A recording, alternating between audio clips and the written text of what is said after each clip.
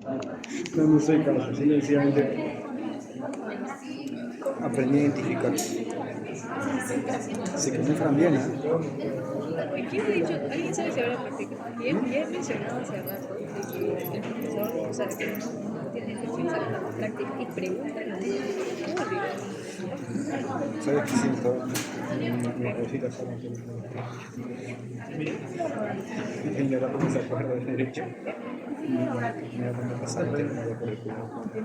De mi narrador que se acuerda de derecho. ¿Qué? ¿Qué? No, escucha, ¿en qué sentido? Si te das cuenta, hay una eliminación de sus clases. Pero está siguiendo el modelo del código. Está siguiendo el modelo del código. Ahorita vamos en el título preliminar. Solo que se extiende mucho en los artículos. Tipo en los casos, no sé si. Bueno, muy bien. Creo. Vamos a retomar lo que decíamos en la clase anterior. Estábamos viendo el asunto del precedente. Y decíamos, el Tribunal Constitucional y eventualmente la Corte Suprema, aunque expresábamos nuestra desconfianza sobre la posibilidad de que se pueda pedir un precedente de acción popular. El Tribunal Constitucional puede pedir reglas con carácter de precedente, pero no lo hace de la misma manera que el legislador expide normas, es decir, no lo hace con alguna finalidad, sino que tiene que tener un contexto específico el caso. Dijimos que tiene que tratarse de una sentencia, que se pronuncie, que constituya cosas juzgadas y que se pronuncie sobre el fondo del asunto, ¿correcto? Y además, decíamos, la regla tiene que referirse a la ratio decidente y de ese asunto, ¿correcto? Es decir, la teoría es la de que, y digo la teoría porque a veces esto no funciona en la práctica, ¿no? Es decir, a veces el presidente sale de la galera, los hay. Pero digo, al menos en la teoría, el precedente es una regla que se deriva de un caso y que lo resuelve.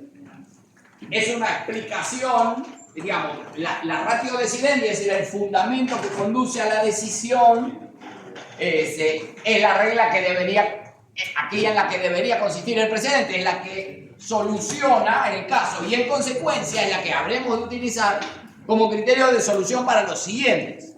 ¿Correcto? Ejemplificábamos en la clase anterior con Risk versus Palmer, ¿no? Es decir, no puede beneficiarse de su propio delito. ¿Correcto? Entonces, ok, lo resuelve en un caso y lo aplica a los sucesivos casos de gente que hubiera cometido delito y se aplica la lógica de no puede beneficiarse del delito que cometió. ¿Correcto? Entonces, esa es la naturaleza del precedente. Ahora bien, dijimos, en Salazar, el tribunal enuncia una serie de criterios que son los que permiten justificar la emisión del precedente. ¿Cuáles son esos criterios? ¿En qué casos puede emitir un precedente? Cuando hay diversas decisiones sobre un mismo caso. ¿Cuándo? Cuando hay diversas decisiones sobre un mismo caso. O bueno, cuando hay diferentes interpretaciones judiciales. Porque diferentes interpretaciones en la sociedad van. A ver, interpretación de la Constitución, cualquiera, ¿correcto? Cualquier persona y cualquier órgano. Al fin y al cabo, cuando el legislador aprueba una ley, lo hace desde alguna interpretación sobre el contenido de los derechos, sobre el alcance de la Constitución, ¿se entiende? Alguna interpretación realiza, que sea correcta o no correcta, que usted esté de acuerdo o no de acuerdo, que el tribunal la declare constitucional o no, son dos asuntos distintos. Interpretación de la Constitución, cualquiera, ¿correcto? Es decir, Peter Haber, un autor alemán, decía, existe una sociedad abierta de intérpretes de la Constitución. Todo el que viene del Estado constitucional, de alguna manera, ajusta sus decisiones y su vida, particularmente si se trata de decisiones públicas, en base a alguna interpretación de la Constitución, en base a algún criterio sobre el alcance de lo constitucional. Cuando el legislador crea, no sé, la Superintendencia de Educación Superior Universitaria, lo hace desde alguna interpretación sobre la autonomía de las universidades. ¿Se entiende? De hecho, el tribunal dijo, esa interpretación es correcta, crear una superintendencia que controle la calidad de las universidades no afecta a la autonomía. ¿Se entiende? Entonces, al fin y al cabo, el tribunal acabó convalidando la interpretación que realizó el legislador cuando aprobó la ley. Que el otro caso, por el contrario, ha declarado inconstitucional la ley, la disminución de la edad de la imputabilidad penal, ¿correcto? De los menores de entre 16 y 18 años. Entiende que vulnera una serie de principios, ¿correcto? Y orientados esencialmente con la protección de la infancia, y lo declara inconstitucional. Entonces, aquí tienen una valoración constitucional o no respecto de la interpretación realizada por el legislador. Intérprete cualquiera, pero con capacidad como para decidir sobre la constitucionalidad, eso ya son dos cosas distintas. ¿Se entiende? ¿Quiénes interpretan en definitiva la Constitución? ¿Cómo? El Tribunal Constitucional. Bien. ¿En todos los casos? ¿Por qué no? Interesante respuesta. ¿Ya? ¿En qué caso? ¿Ya? Claro, en un caso concreto, siempre que sea una sentencia estimatoria, porque esa no llega al conocimiento del tribunal, está muy bien. En ese caso va a ser la Corte Suprema la que controle en definitiva la constitucionalidad de si la ley, ok, no controla la constitucionalidad, pero controla si vulnera o no derechos fundamentales, ok, y lo va a decidir un órgano del Poder Judicial, en última instancia la Corte Suprema, y sin que quepa recurrir al Tribunal Constitucional. Así que cuando se trata de decisiones estimatorias de amparos contra normas, entonces el asunto no llega al conocimiento del Tribunal Constitucional. Por lo tanto, el proceso de interpretación de la Constitución se cierra con la decisión de la Corte Suprema. Número 1. ¿En qué otro caso se cierra con la interpretación de la Corte Suprema? Bueno, no importa, ¿qué tenía?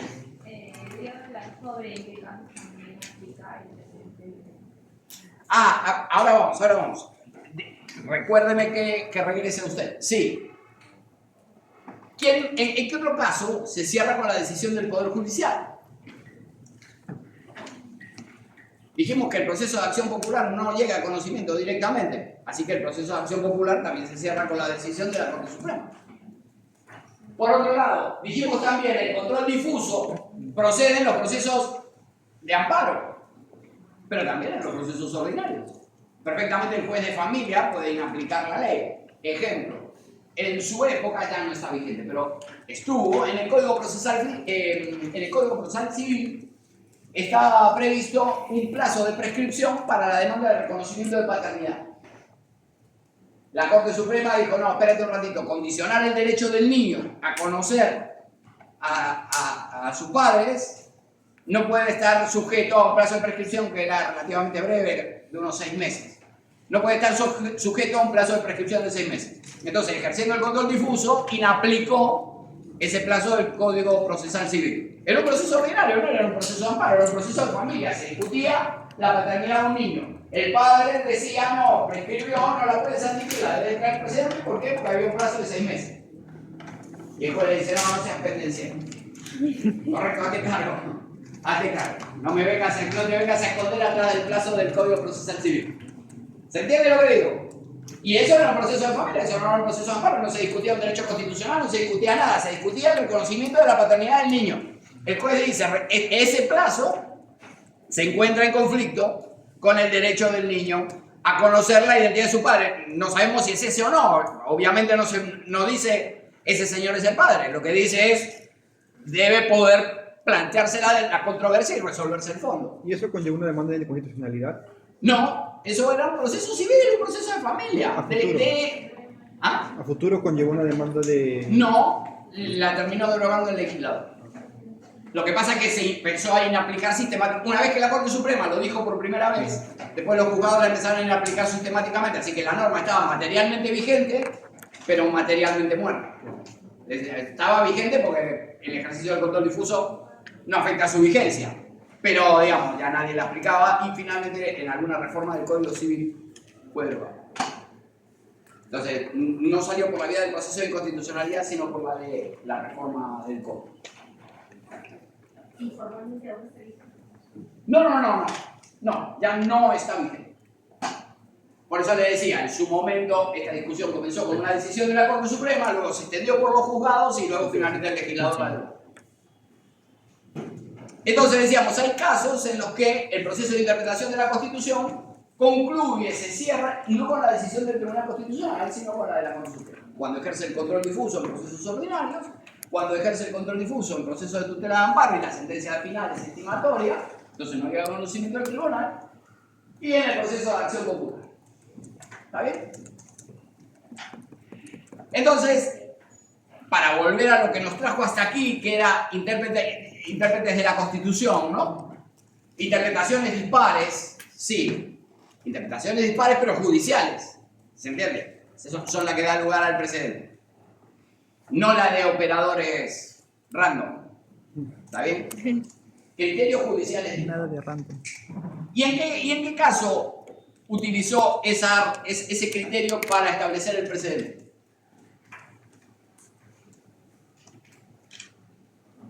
¿Hay algún precedente que hayan leído?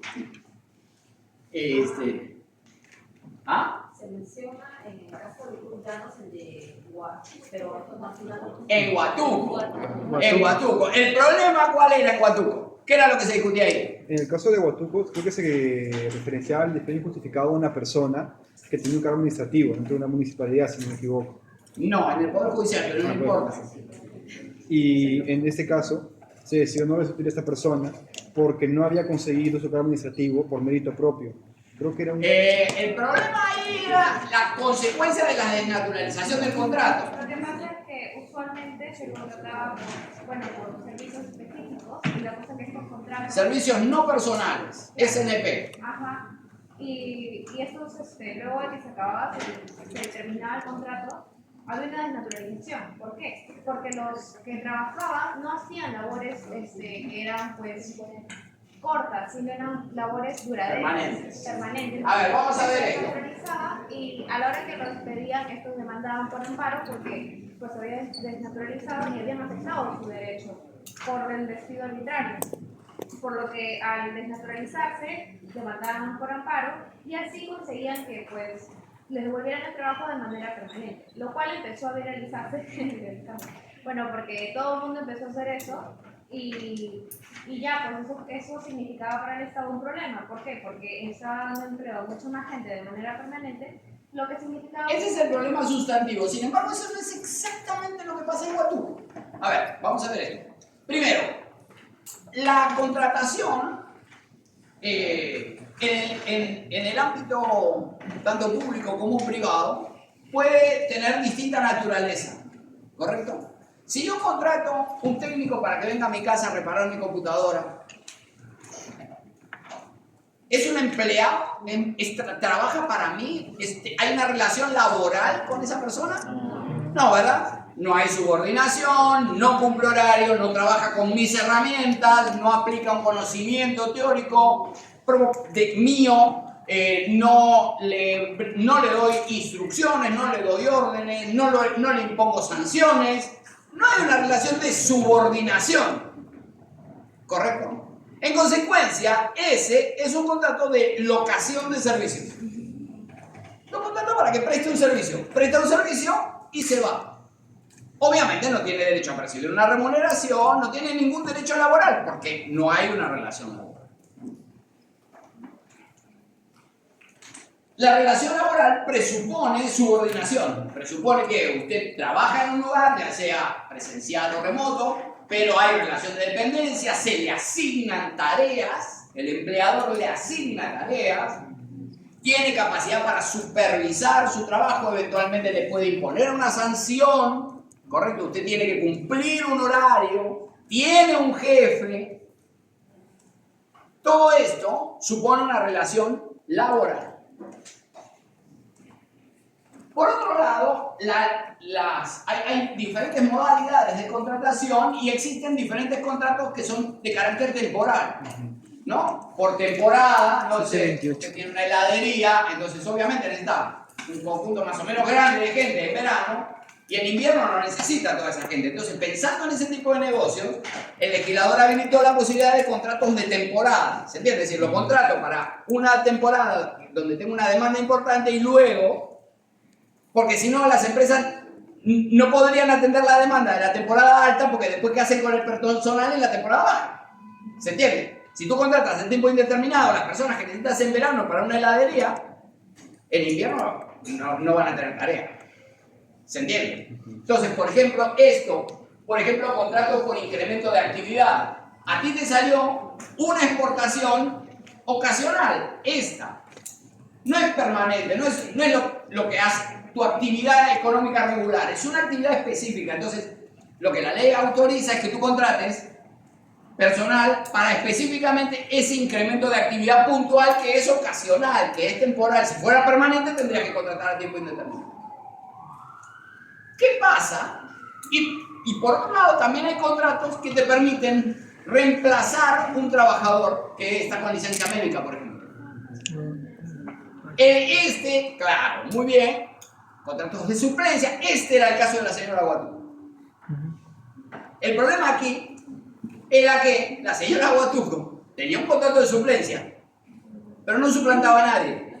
¿Se entiende? Es decir, el contrato de suplencia supone que hay un trabajador con licencia y tú ocupas el trabajo, el cargo de... Estuvo fuertecito. En mi documental. Temblor. Salga. Salga. Todos, ahora, dejen todo. Salgan todos. Rápido para hoy. Señor, deje eso. Salga.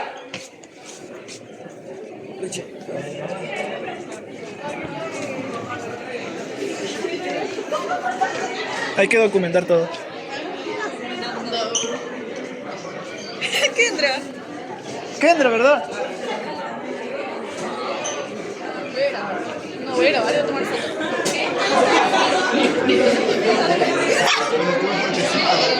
¿Cómo te agarras de la mano? ¿Qué cosa? Oye, estuvo fuertecito.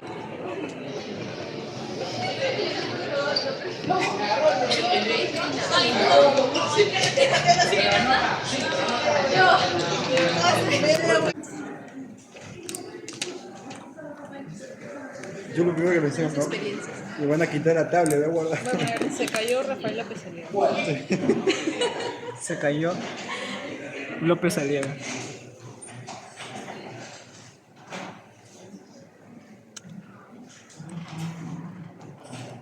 Bueno, vamos continuando ya con la regresión de nuestro fútbol. ¿Qué hizo eso? Mira. ¿Cuánto falta para el oro? Ay, ¿qué? Sí, lo he visto, sí. Claro, así es. El punto es, entonces, existen varias modalidades laborales posibles. Existe la contratación a tiempo indeterminado, pero también existen contratos laborales temporales y contratos civiles, no laborales. ¿Correcto? Existen estas tres variantes distintas. Contratos laborales permanentes, laborales temporales y no laborales, contratos civiles. ¿Correcto? Naturalmente que cada uno tiene sus propios requisitos, cada uno de los que no son a tiempo indeterminado. Si es por incremento de actividad, tiene que haber una actividad que se haya incrementado. Si es por temporada, tiene que haber una situación temporal que lo justifique. Si es suplencia, que era el problema aquí, si es suplencia, usted tiene que estar reemplazando a alguien. ¿Correcto? Claro. Sí, si no es un chiste, eso no es una suplencia. Si usted no reemplaza a nadie y solo realiza una tarea que hace falta realizar, pues claramente hay una desnaturalización del contrato de suplencia. Si usted no reemplaza a nadie, o si la contratación, como apuntaba ella, o si la contratación de suplencia es permanente, entonces hay una desnaturalización del contrato. Entonces, la pregunta del millón es, ok, ¿qué pasa con la desnaturalización de los contratos civiles o de los contratos temporales? ¿Correcto? Sí. Se convierten en contrato a tiempo determinado. Claro. Pero eso está previsto en el Decreto Legislativo 728. El Decreto Legislativo 728 es el régimen de la actividad privada. Entonces, usted es una empresa privada, decide contratar personal y usted defrauda la ley laboral simulando contratos o simulando suplencias o cualquier otra circunstancia o desnaturalizando contratos de servicios no personales, entonces me parece perfecta la solución de le clavamos el trabajador a tiempo indeterminado y se acabó.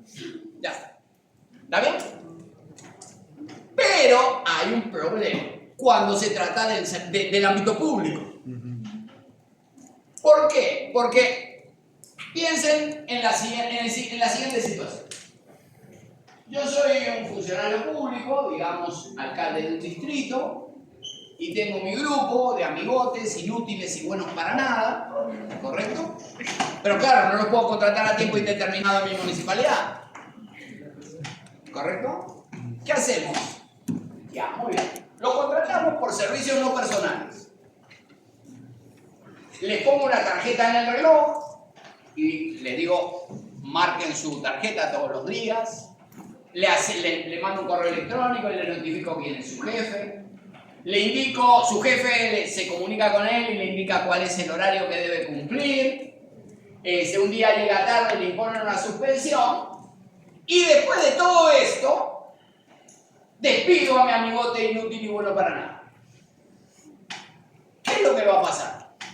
Mi amigote inútil y bueno para nada va a ir al juzgado civil o laboral, o al juzgado laboral o al juzgado constitucional o civil, y va a demandar la desnaturalización del contrato. ¿Y qué creen que va a pasar? Va a ganar, por supuesto, porque yo me encargué de darle los medios probatorios. La tarjeta, el jefe, el horario, las sanciones. En conclusión, lo que va a pasar, si todo funciona linealmente como en el ámbito privado, es que el juez me va a ordenar que reponga a tiempo indeterminado a mis amigotes inútiles y buenos para nada. ¿Se entiende el truco? Entonces, el problema que existía era, ok, la lógica que aplicamos en el ámbito privado, no estoy seguro que funcione bien en el ámbito público, porque además en el ámbito público, la planilla está pensada desde la siguiente perspectiva. Toda entidad pública tiene un ROF, que es un reglamento de organización y funciones. Ese reglamento establece qué cosas hace esa entidad. Y luego tiene un MOF, que es un manual de organización y funciones, cómo se desarrollan esas funciones. Y para desarrollar esas funciones existe un CAP, que es un cuadro de asignación de personal. Es decir, las personas que van a desarrollar esas labores, ¿correcto? Y luego tiene que tener presupuesto para pagar la planilla para desarrollar la función. ¿Se entiende lo que digo? Y todo esto está todo encadenado. El punto es, te van a reponer trabajadores y ¿a dónde lo pones? ¿En qué plaza? ¿Se entiende lo que digo? Se desmadra todo. Entonces, y por otro lado, si lo vamos a pagar con la plata de todos, creo que los amigotes inútiles y buenos para nada del alcalde, pues que se los lleve a su casa y que le pague él el sueldo. El punto es, no es razonable que paguemos sueldo de inútiles y buenos para nada. ¿Correcto? Entonces, ese es el punto de los concursos públicos, del ingreso por concurso público a la administración. Es decir, alguna garantía de idoneidad para la prestación del servicio público. ¿Correcto? Entonces, lo que pasaba en el caso de la señora Huatuco era una desnaturalización, no era exactamente de un contrato de servicios no personales, no era un contrato civil, sino era un contrato laboral temporal. Era laboral, pero temporal. Pero efectivamente se había desnaturalizado. Era una suplencia permanente de la plaza de nadie. ¿Correcto? Entonces, claramente se había desnaturalizado. Ahora bien, el punto es, ¿esto es legítimo? No, claro que no lo es. Claro que no lo es. Por eso mismo, en su momento, había una proliferación de contrataciones modales. Entonces el legislador dijo, a ver, vamos a resolver un poco, vamos a ordenar un poco esta chingada. Y crearon el contrato administrativo de servicio, el CAS. La idea del CAS era la de un contrato temporal, porque estaba pensado para esa plaza de esa gente, para los amigotes inútiles y buenos para nada, que va a traer el alcalde, pero que no nos lo deje de clavo a todos. Entonces, que venza el contrato y que nos podamos deshacer de los amigotes del alcalde. ¿Se entiende lo que digo? Entonces, la lógica del CAS y la lógica de tener contratos temporales era la lógica del personal que íbamos a rotar. ¿Correcto? Luego hubo una gran discusión sobre la legitimidad de tener trabajadores que hacen la misma tarea y tienen diferentes beneficios sociales, porque obviamente no tienen los mismos derechos los trabajadores 728 que los trabajadores que estaban bajo el régimen CAS. Entonces, finalmente se fue haciendo permanente hasta hoy, que finalmente hoy el CAS es una forma de contrato permanente.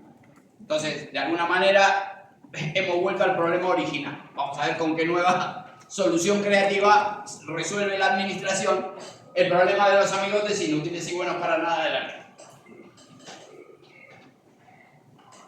Entonces, frente a la desnaturalización del contrato, el problema es qué hacemos. ¿Correcto? Ya. Algunos juzgados decían, ok, régimen 728, desnaturalización del contrato. Entonces, seguimos la consecuencia del régimen y ordenamos la reposición. Claro.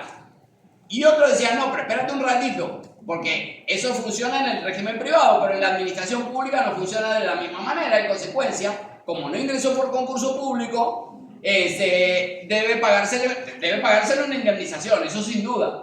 Que tiene que traer una consecuencia la desnaturalización del contrato, estamos de acuerdo. El punto es cuál es la consecuencia. Si la consecuencia debe ser la reposición o debe ser el pago de una indemnización. Eso era lo que en esto consistían las interpretaciones dispares que existían en el ámbito judicial.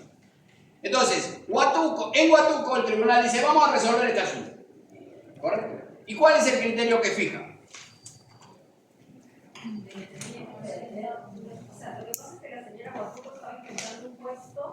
El que tenía el requisito de que tenía que haber dado un examen para que no. Secretaria judicial, correcto. Ese era el cargo de la señora Huatuco. Entonces no se le podía dar no se puede reponer en un cargo por el que ella no ha hecho justamente ese requisito. Entonces, correcto, entonces lo que dice es que solo puede ordenarse la reposición, dice el tribunal en Huatuco, solo puede ordenarse la reposición cuando hubiera ingresado por concurso público a una plaza indeterminada y vacante presupuestada. ¿Correcto? Que tenga un contrato temporal o de... ¿Cómo? Que tenga un contrato temporal. No, al contrario. Al contrario. Para que te puedan reponer a tiempo indeterminado, debiste ingresar a tiempo indeterminado. Así es. Secretaría judicial. ¿Correcto? Muy bien. Entonces, esto es lo que dice el tribunal en Huatuco. La regla que fija es, frente a la desnaturalización en el ámbito público, procede la reposición cuando haya ingresado por concurso público y, si no ingresó por concurso público a una plaza indeterminada, entonces le corresponde una indemnización. ¿Está claro? Muy bien. Después de esto, se plantea el caso de Cruz Llama. ¿Qué pasaba ahí? Trabajaba en una municipalidad, muy bien. ¿Qué hacía el señor? Obrero municipal. ¿Cuál es el régimen de los obreros municipales? El régimen de la actividad privada. El régimen 728. Volvemos al punto original. ¿Y qué dice el tribunal?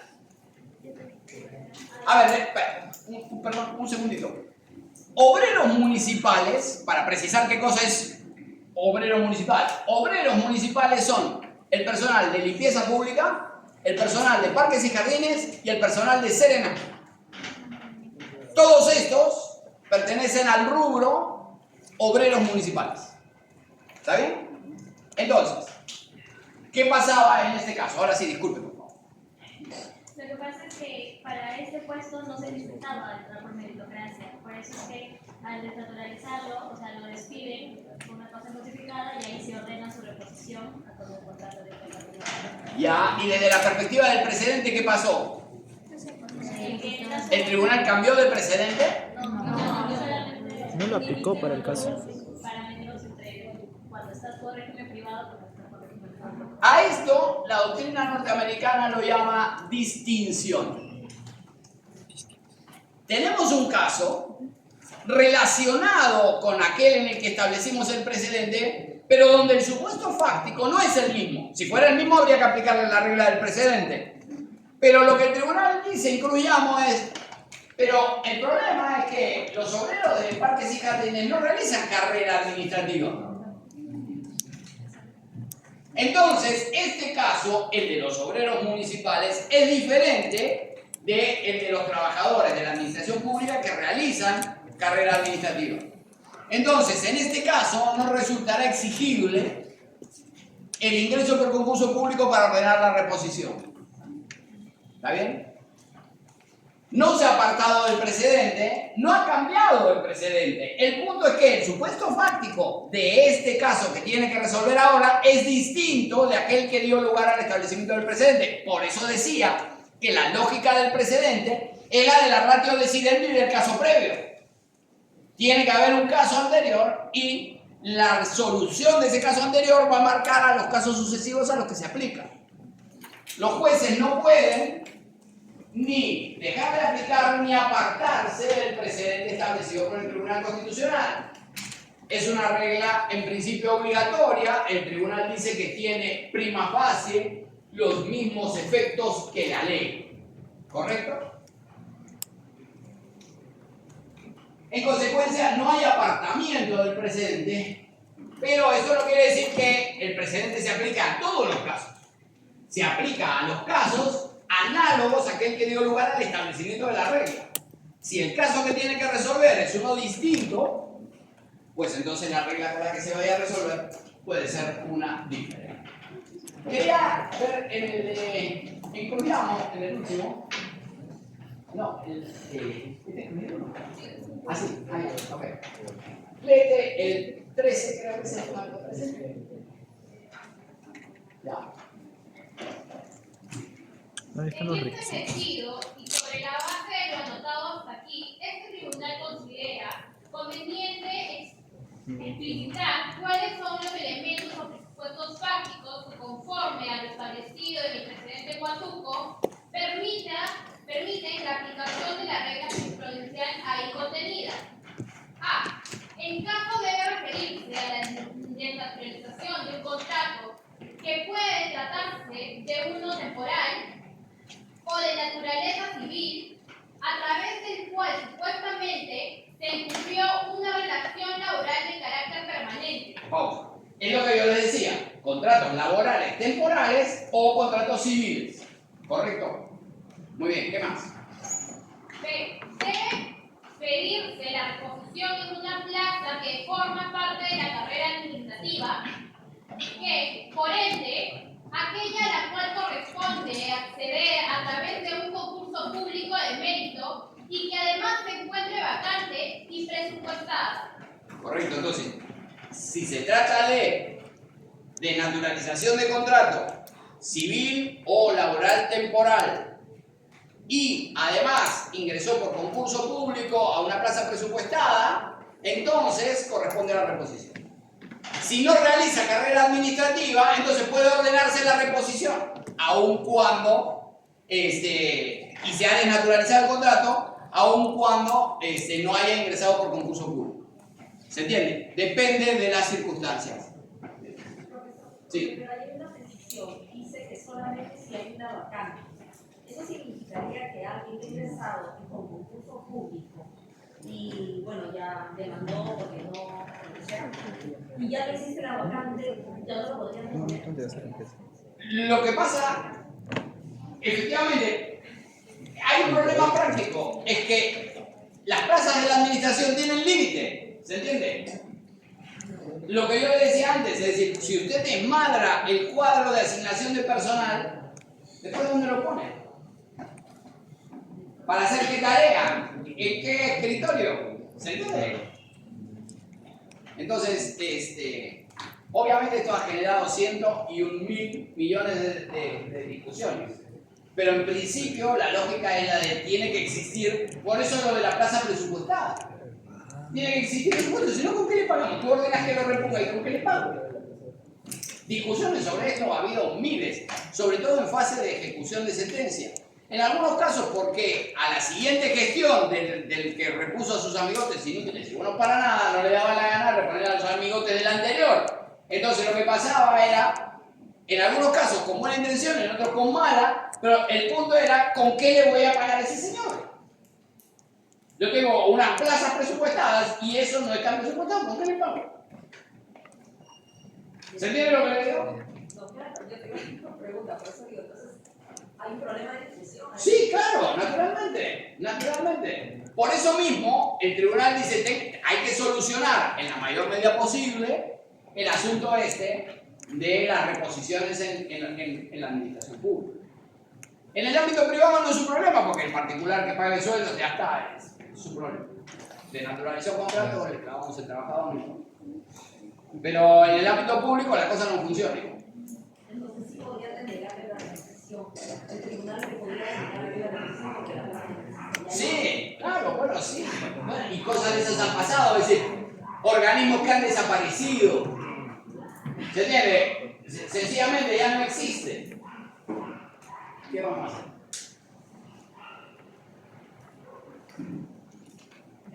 Pero, Bueno, doctor, sí. en estos casos donde, por ejemplo, los organismos dejan de existir, ¿se le presentaría una indemnización a los que pues no se llegó a reponer? Bueno, claro, sí. Sí, claro.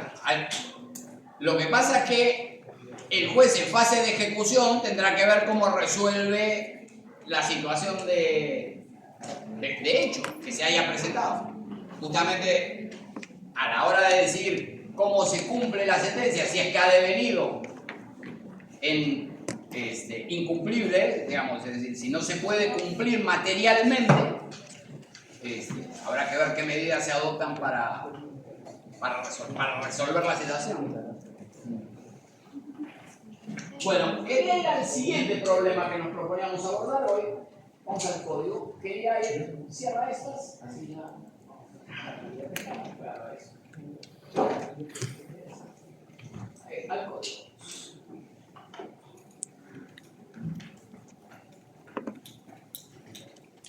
La cuarta disposición final y transitoria de la Constitución dice que los derechos se interpretan de conformidad con la Declaración Universal y con los tratados internacionales sobre derechos humanos. ¿Está bien?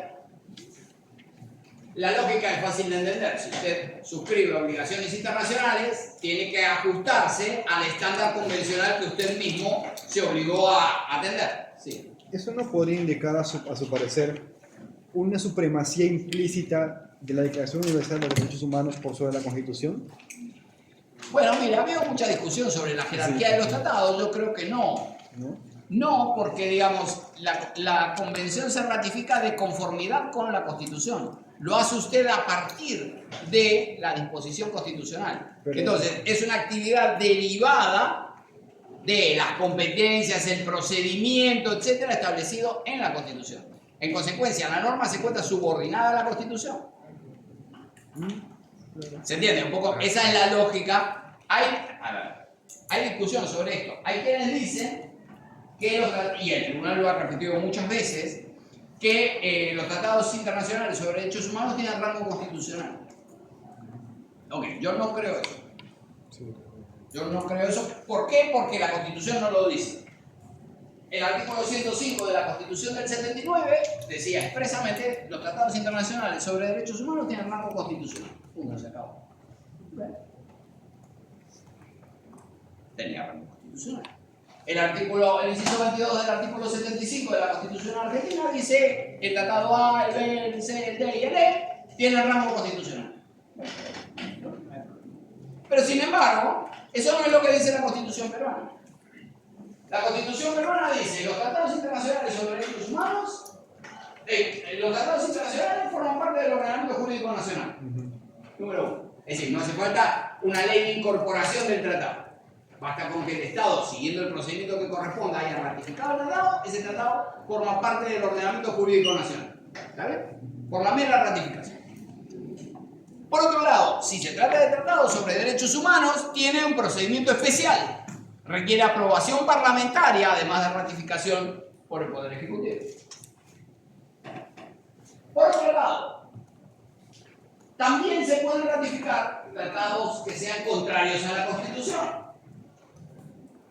Pero, en ese caso, ese tratado solo puede ratificarse por el procedimiento aplicable a la reforma de la Constitución. ¿Se entiende? Por ejemplo, el Perú tuvo un diferendo con Chile sobre la delimitación marítima, ¿correcto? Chile era parte de la Convención del Mar, el Perú no. ¿Por qué el Perú no ratificó la Convención del Mar? Por un problema relacionado con el artículo 54 de la Constitución. Lo que la Convención del Mar dice, es que los estados ejercen soberanía sobre, no sé si eran 12 o 18, pero eran 12, sobre 12 millas, ¿correcto? Y tienen 188 millas adicionales de aprovechamiento económico exclusivo. ¿Correcto? Ahora bien, y lo que el artículo 54 dice es que el territorio y por lo tanto la soberanía del Estado se ejerce sobre el suelo, ¿correcto? El lecho submarino, es decir, la continuación del suelo por debajo del mar, el mar y el espacio aéreo que cubre tanto el suelo como el mar hasta la distancia de 200 millas. Ponme el artículo 50. No, 54. Ajá. Lee. Artículo 54. El territorio del Estado es inalienable e inviolable. Pausa. Es inalienable e inviolable, ¿correcto? Es decir, inalienable en el sentido de no se puede comercializar, no se puede transar, no se puede enajenar, ¿correcto? Inalienable y además inviolable, es decir, supone exclusión de cualquier otra autoridad. ¿Está bien? Muy bien, entonces el territorio es inalienable, no se puede comercializar y es inviolable. Muy bien, ¿qué más? Comprende el suelo, el subsuelo, el dominio marítimo y el espacio aéreo que lo cubre. ¿Se entiende? Es decir, el suelo tiene la particularidad de que si usted encuentra un tesoro abajo de su casa, usted es propietario de su casa. Felicitaciones. Pero no es propietario de lo que hay debajo de su casa. Si hay petróleo debajo de su casa, el petróleo no es suyo. Por eso mismo suele suceder, digamos, en los Estados Unidos, si usted encuentra petróleo debajo de su casa, se hace rico. En el Perú, si encuentran petróleo debajo de su casa, se hace pobre, porque vienen y lo echan de una patada en el traste de su casa, porque abajo hay petróleo. No puede funcionar así, pero funciona así en la práctica, ese es el problema. Correcto, entonces, el suelo, el subsuelo, porque el subsuelo no, el suelo sí puede ser de propiedad privada, pero usted es propietario superficial, ¿se entiende? Usted es propietario del suelo, de la superficie y de lo que edifique encima, muy bien. Pero no del subsuelo. Entonces, el territorio comprende el suelo, el subsuelo, el dominio marítimo y el espacio aéreo que cubre tanto el suelo como el dominio marítimo. Muy bien, ¿qué más? El dominio marítimo del Estado comprende el mar adyacente a sus costas, así como su lecho y su suelo, hasta la distancia de 200 millas marinas medidas desde las líneas de base que establece la ley. ¿Se entiende lo que digo? Entonces, ¿qué forma parte del mar? Pues bien, el lecho, es decir, la continuación del suelo debajo del mar, el subsuelo submarino, así como también forma parte del territorio el subsuelo terrestre, el subsuelo submarino, el lecho submarino, el mar, hasta las 200 millas. Entonces, como usted se imaginará,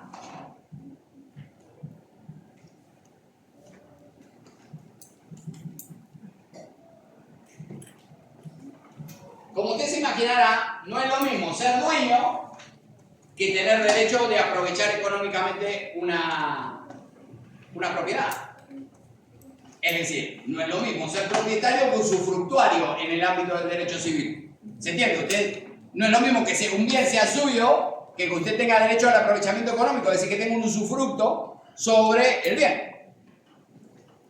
¿Se entiende? No es suyo. Que usted tenga derecho de aprovecharlo económicamente es otra cosa distinta.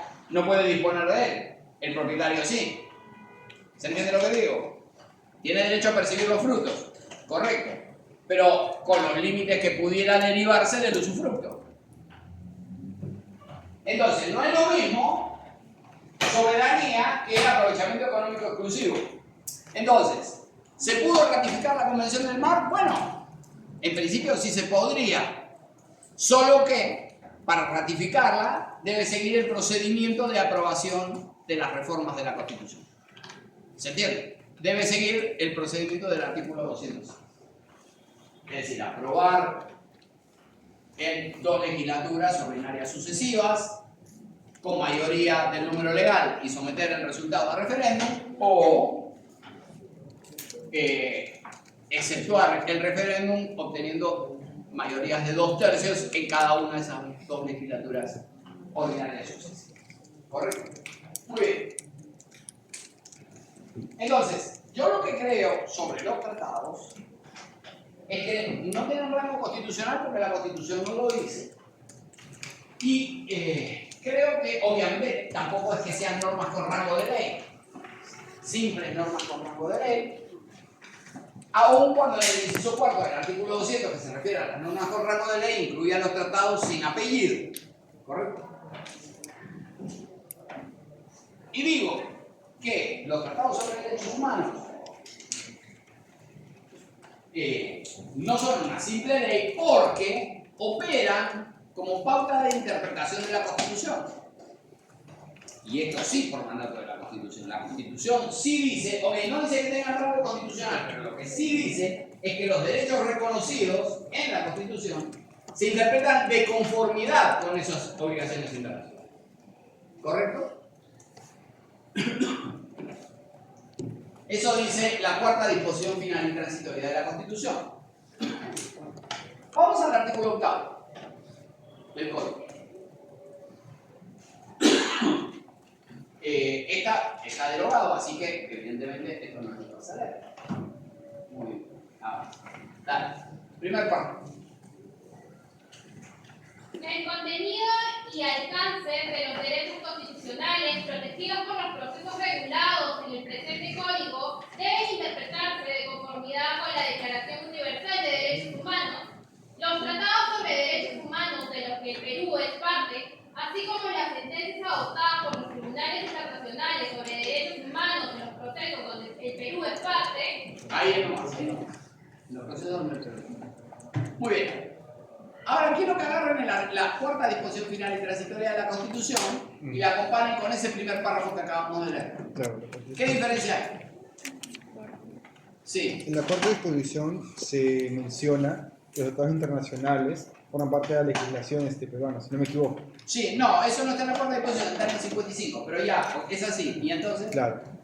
Ahora, la disposición integra los tratados a la legislación peruana. En este caso se considera que aquellos procesos que tienen involucrados derechos constitucionales protegidos se tienen que interpretarse en base a la Declaración Universal. Lea la 4ª disposición final y transitoria. Sí. Dice que no se Me falló la interpretarse memoria. este tratado de derechos humanos, pero ahí hay una adición que es solo en procesos donde el Perú es parte. Ya, sí, eso se relaciona con el punto. Lo que la 4ª disposición final y transitoria dice, el contenido y alcance de los derechos reconocidos debe interpretarse de conformidad con la Declaración Universal y con los tratados sobre derechos humanos, de los que el Perú es parte. Muy bien, hasta aquí es lo que la Constitución dice. El Código añade este así como. El Código añade este así como. Así como las sentencias adoptadas por los tribunales internacionales sobre derechos humanos. Ahora vamos en qué casos. ¿Correcto? La lógica es la siguiente. La Convención Americana de Derechos Humanos, ¿correcto?, tiene un órgano de aplicación, un órgano jurisdiccional, dos en realidad. La Comisión Interamericana y la Corte Interamericana. La Comisión califica los casos, las denuncias se presentan no ante la Corte, sino ante la Comisión. La Comisión califica los casos y es quien decide qué casos se llevan a la Corte, ¿correcto? Entonces, quien actúa ante la Corte, cuando se trata de vulneración de los derechos reconocidos en la Convención, quien lleva los casos a la Corte no es el particular, sino la Comisión. Entonces, el sistema está conformado por la Comisión y la Corte. ¿Está bien?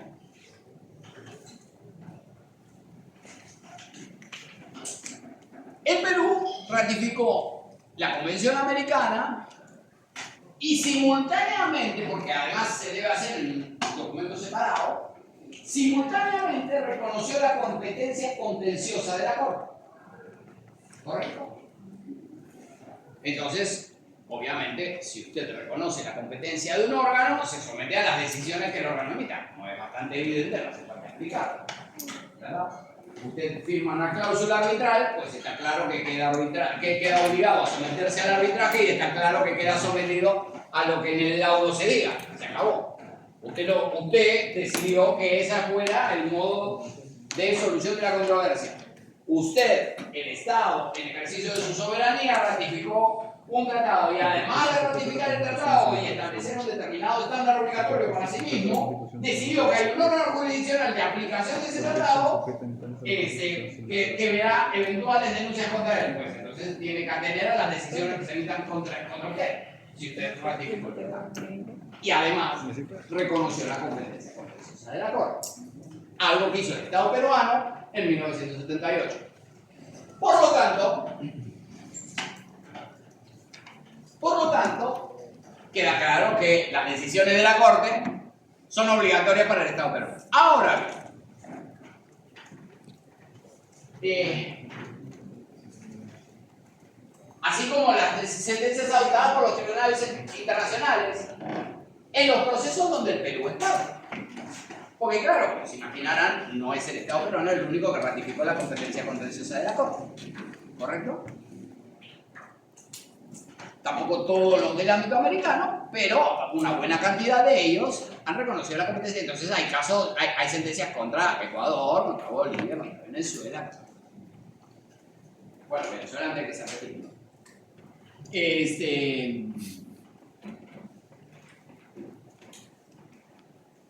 Por lo tanto, a ver, por ejemplo, en Boyce contra Barbados, Barbados tenía una legislación que establecía que cualquier homicidio tenía asociada la pena de muerte. Y claro, el que mataba con veneno o en un acto de terrorismo se le aplicaba la pena de muerte, pero el que embestía a alguien con un vehículo y provocaba la muerte también tenía la pena de muerte, porque al fin y al cabo también había provocado la muerte. Entonces había un problema de orden y la Constitución prohibía que los jueces inapliquen esa norma. ¿Correcto? Entonces tenías una pena desproporcionada y además los jueces no tenían ningún remedio para moderar la aplicación de la pena. Entonces lo que la Corte dice es: Barbados debe adecuar su ordenamiento jurídico. No pueden existir penas desproporcionadas. No es razonable que se aplique la pena de muerte a cualquier homicidio.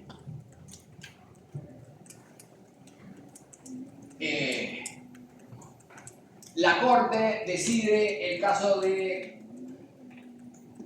tenía Chile supuestos de censura previa en la Constitución. La Corte dice, es contrario a la Convención tener supuestos de censura en la Constitución.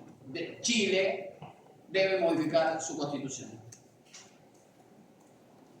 El punto es, la doctrina que emana de la decisión de la Corte sobre la pena de muerte o sobre la libertad de expresión en casos contra Barbados o contra Chile, ¿son obligatorios para el Perú o no? Ese es el punto.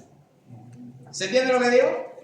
Que usted debe cumplir las sentencias que son contra usted, no hace falta que lo dijera aquí, ¿se entiende? Y además hay una ley que es 27785. Así nomás, para ver para esto, 785.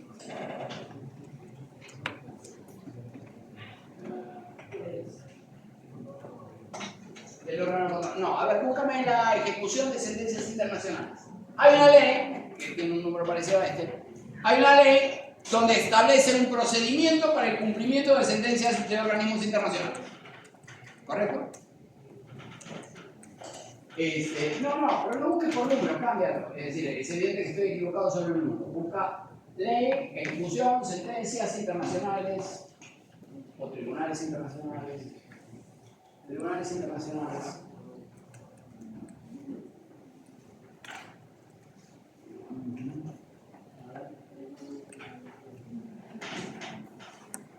Bueno, era 775, no era 85. Ya, a ver.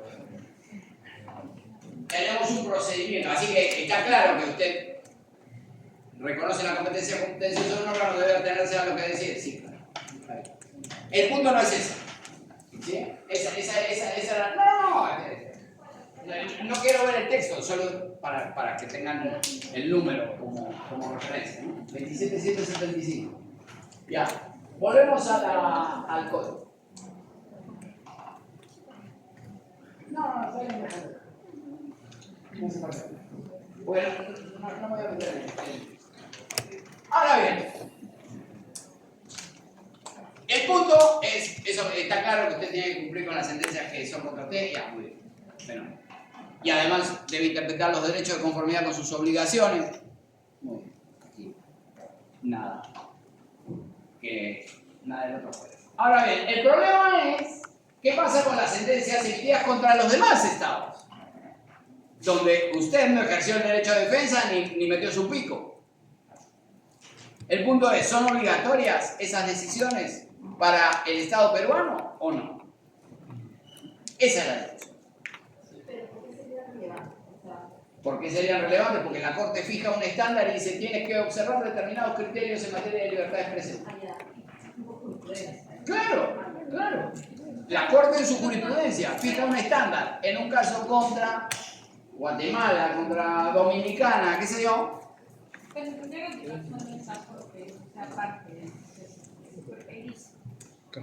Y ya, vamos a ver qué dice.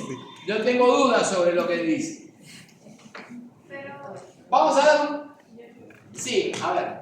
En los casos donde el Perú es parte. Ahora bien, yo lo que no estoy seguro, hay una discusión sobre esto y el tribunal lo va a resolver, no sé si en breve, pero está pendiente de resolver un caso 34-2025 PI. Eso todavía no está publicado, está en discusión. Que es justamente sobre el alcance de esta disposición. ¿Correcto? Yo lo que creo es que cuando dice que son obligatorias las sentencias de los casos en los que el Perú es parte, no siento que tenga una exclusión de las sentencias emitidas contra los demás. Si usted ratificó la competencia del órgano, pues entonces ratificó la competencia respecto de las interpretaciones que ese órgano realice. ¿Correcto? Una lectura posible es la que ella realizaba. Decía, bueno, pero ahí lo que dice es que donde el Perú haya sido parte, si no fue parte, entonces no son obligatorias. Yo no estoy muy seguro que eso sea razonable, porque digamos, entonces usted es parte un poquito. ¿Correcto? Es decir, reconoce la competencia, pero solo un poquito. Donde usted mete su pico, si no mete su pico, no es con usted. Yo no estoy muy seguro que esa sea la lógica de que usted ratifique la competencia contenciosa de un órgano sobre derechos humanos. No es que cuando el caso es conmigo, sí es obligatorio. Y si es con otros, el estándar que fije la Corte me vale madre. No tiene mucho sentido. ¿Refieren jurisprudencia? Sí, claro, a las decisiones de la Corte. En casos como estándares de libertad de expresión en Olmedo Bustos contra Chile. ¿Me explico? El punto es eso. ¿Qué alcance tiene esa decisión? Y además, vamos a leer ahora el segundo párrafo. que yo creo que refuerzan mi posición. Siga. Si no le molesta, no. En caso de incompatibilidad entre una norma convencional y una constitucional o de incompatibilidad entre decisiones de tribunales internacionales y del Tribunal Constitucional, los jueces preferirán la norma o decisión que más favorezca a la persona y a sus derechos humanos. Entonces, el punto que viene a resolver el código aquí es: ¿qué hacemos si una decisión de la Corte Interamericana se encuentra en conflicto con lo resuelto por el Tribunal Constitucional? Pues se preferirá aquello que sea más favorable para los derechos de la persona. Ese es el criterio que fija el código. ¿Se entiende? Tenemos una sentencia del tribunal que dice A y una sentencia de la Corte Interamericana que dice AB, entonces preferimos la sentencia de la Corte Interamericana. Si la tutela fuera mayor en el ámbito local, entonces habremos de preferir la sentencia del Tribunal Constitucional por sobre la de la Corte Interamericana. ¿Está bien? Por otro lado, el mismo criterio se aplicará a la protección que se brinda en normas internacionales respecto de las normas nacionales. Como usted se imaginará, cuando usted ratifica un tratado, se compromete a garantizar un cierto estándar, ¿correcto? Lo que sucede es que usted puede estar por encima de ese estándar, usted puede garantizar más, lo que no puede hacer es garantizar menos, lo que no puede es encontrarse por debajo del estándar. Entonces, tiene sentido que el código diga: si la norma nacional protege los derechos de un modo más amplio que la norma internacional, entonces debe preferirse la norma nacional. Y está bien. El Estado puede tener un estándar más exigente en relación con la tutela de los derechos que la Convención. Está bien, no hay problema. Usted puede tener un estándar mayor. Lo que no puede es encontrarse por debajo. Esto supondría su responsabilidad internacional por incumplir las obligaciones internacionales que adquirió. Pero nada impide que usted esté por arriba. Correcto. Usted puede garantizar más, lo que no puede garantizar es menos. Entonces, si existe una incompatibilidad entre una norma internacional y una norma nacional, ¿cuál prefiere? Pues aquella que tutele de un modo más amplio el derecho. Si es la norma internacional, la va a preferir sobre la norma nacional. Y si es la norma nacional, la va a preferir a la internacional, y eso tiene sentido porque va a estar por encima de la otra. En consecuencia, no va a incumplir sus obligaciones, ¿se entiende? Entonces esto tiene mucho sentido. Ahora bien, si este es el criterio, ¿qué pasa si el estándar que mejor protege el derecho no se encuentra en una decisión del Tribunal Constitucional, sino en una sentencia sobre libertad de expresión en Olmedo Bustos contra Chile? ¿Se entiende? Si usted interpreta que eso sería vientito fresco, entonces esa jurisprudencia no aplicaría este criterio. No sería posible aplicar este criterio. Salvo que interprete que esta prioridad aplica solo a los casos en los que el Perú es parte. Si usted lo va a interpretar de esa manera, bueno, pues entonces tendría sentido.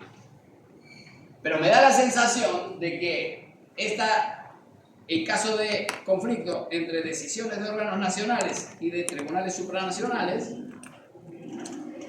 tiene sentido que el legislador opte por aquella que brinda una tutela más extensa. Y yo sí creo que si usted ratificó la competencia del órgano, de un órgano internacional, creo que tiene sentido que se atenga al estándar que ese órgano establece. ¿Me explico? Clarísimo. La primera parte de ese texto no nos salía bien su opinión, porque dice el contenido y alcances de los derechos constitucionales protegidos. Cuando dice alcances, se refiere a los derechos humanos. Sí, claro. Sí, claro. O sea, yo creo que eso refuerza más. No, claro. Lo que pasa es que el legislador modificó. Llévame al texto anterior. Al mismo artículo octavo, pero al texto anterior. Fíjate, así como las decisiones adoptadas por los tribunales internacionales sobre derechos humanos, constituidos según tratados de los que el Perú es parte. Esto es lo que decía antes, el mismo artículo del Código. Entonces, todas las decisiones de los tribunales internacionales entraban acá. Ponme las dos juntas. ¿Se puede poner las dos juntas? No. Ahí va. Tuvo que achicar un poquito por ahí. No hace falta tanto. Ahí está. ¿Se entiende? Así como las decisiones adoptadas por los tribunales internacionales sobre derechos humanos en los procesos donde el Perú es parte. No sé si se nota el recorte que hizo el legislador. El recorte pretende, claro, atenerse a esta lógica de solo si el Perú ha sido parte en ese proceso, ese estándar es aplicable al Estado. Yo creo que si usted ratificó la competencia de un tribunal supranacional, creo que las interpretaciones que realice son obligatorias para el Perú. Pero insisto en que hay una discusión sobre eso. La Corte ha entendido que sus decisiones son obligatorias, fijan un estándar para el conjunto de los estados que hayan reconocido su competencia contenciosa. Correcto.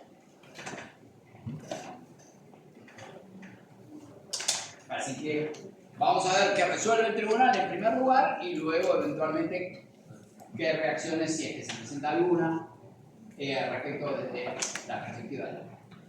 Si resuelve que solamente sean en los que el Perú es parte, sería que solamente se puede considerar la jurisprudencia en los que participó Perú y sí. Sí, claro. Lo que el Ministerio Público, que es quien presentó la demanda, dice que lo que es inconstitucional es en los procesos donde el Perú es parte. No dice que es inconstitucional que interprete de conformidad con los tratados, no, claro que no.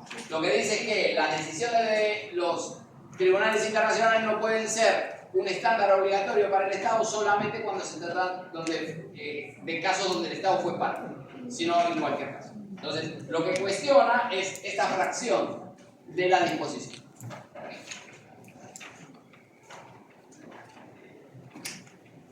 Muy bien, con lo dicho sobre el precedente y sobre el control de convencionalidad, porque digamos, la Corte lo que dice es existe un control concentrado de convencionalidad, de interpretación de la convención, ese control concentrado de convencionalidad le corresponde a la Corte Interamericana, y los órganos de los estados tienen un deber también de convencionalidad en lo que ha denominado un control difuso de convencionalidad. ¿Se entiende? Un control nacional de convencionalidad. El deber de los órganos del Estado de actuar de conformidad con la convención.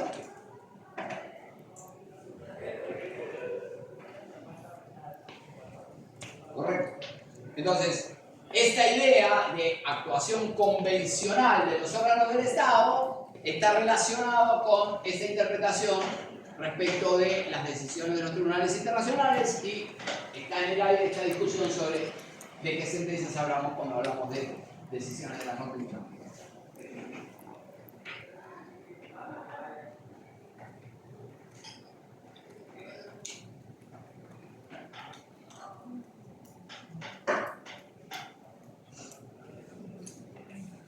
Vamos a ver ahora, con esto cerramos lo relacionado con el título preliminar del código. Vamos a comenzar ahora con las disposiciones generales de los procesos de tutela de derechos. Vamos a ver el artículo segundo, luego nos vamos a meter con el artículo primero, pero vamos a comenzar por el artículo segundo, por razones de práctica. Vamos a ver el artículo segundo del código, que se refiere a la demanda. Correcto, decíamos, los procesos comienzan por la presentación de la demanda, ¿verdad? Muy bien, vamos a ver la demanda. A ver.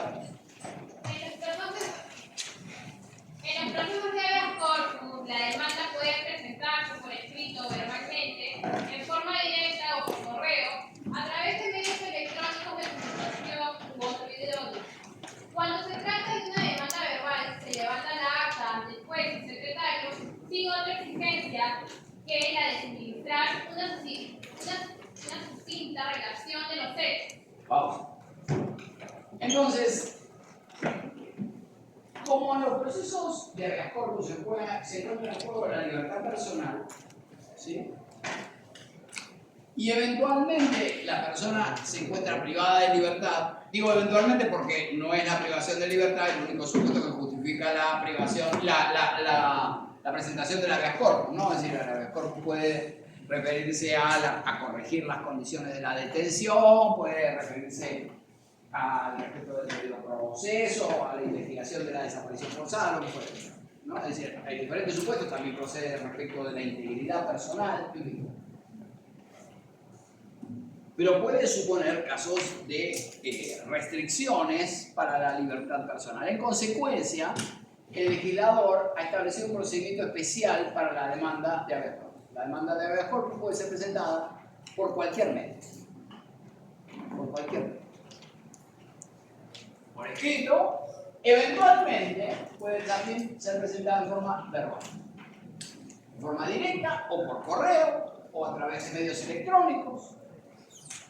¿Correcto? Y claro, si alguien presenta una demanda verbal, los procesos son escritos, entonces alguien va a tener que poner por escrito la declaración del demandante. En consecuencia hay que levantar un acta de lo que ha dicho. ¿Está bien? Entonces a eso se refiere lo del acta. ¿Sí? Si la demanda es verbal, hay que levantar un acta sobre lo dicho. Y lo que se requiere, en el caso del habeas corpus, es una simple y sencilla narración de los hechos. Eso es todo lo que requiere la demanda. ¿Qué fue lo que pasó? Nada más. Por eso mismo, porque la demanda está pensada de este modo, es que en el habeas corpus el patrocinio letrado no es obligatorio. ¿Correcto? De hecho, lo único que requiere es que usted narre los hechos. ¿Sí? Por eso mismo, la demanda puede ser de habeas corpus, puede ser presentada por cualquier persona, por cualquier medio, y no requiere patrocinio letrado.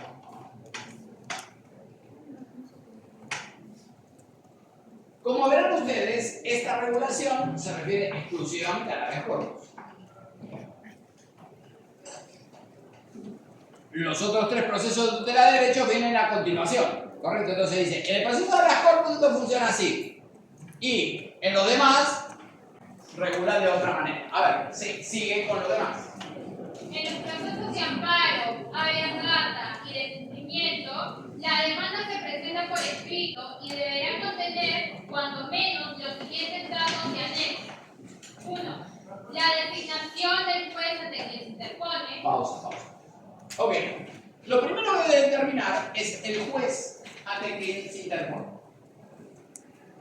Para los procesos de amparo, de habeas data y de cumplimiento. Pero también para el habeas corpus existe una competencia territorial y jerárquica de los jueces para conocer la demanda. Llévame el cuadro. No, el cuadro. Agárrate un poco porque eso no lo veo ni yo que estoy al lado. Claro. Agárrate un poco más. ¿No se puede agrandar un poco más? Ya.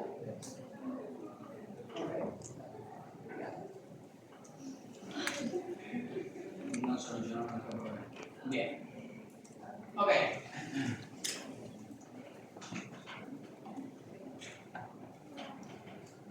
Vamos a ver dónde se presenta la demanda desde la perspectiva de la competencia territorial y de la competencia jerárquica, ¿correcto?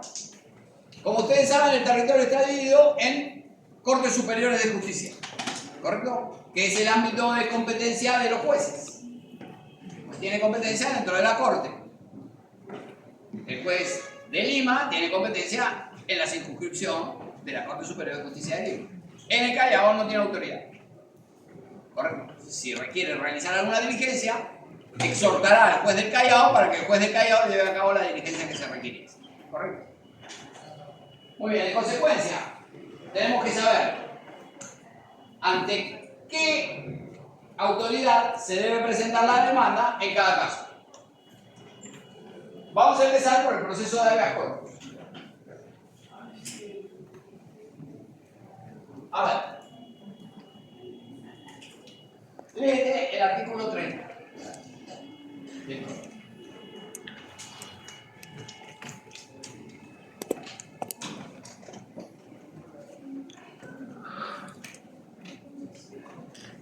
Artículo 30. Competencia del juez de paz. Cuando la afectación de la libertad individual se realice en lugar distinto y lejano o de difícil acceso de aquel... 29. Perdón. Hay que corregir, hazme acordar que tenemos que corregir el cuadro. No es 30, 29. Ya, vamos. Artículo 29. Competencia.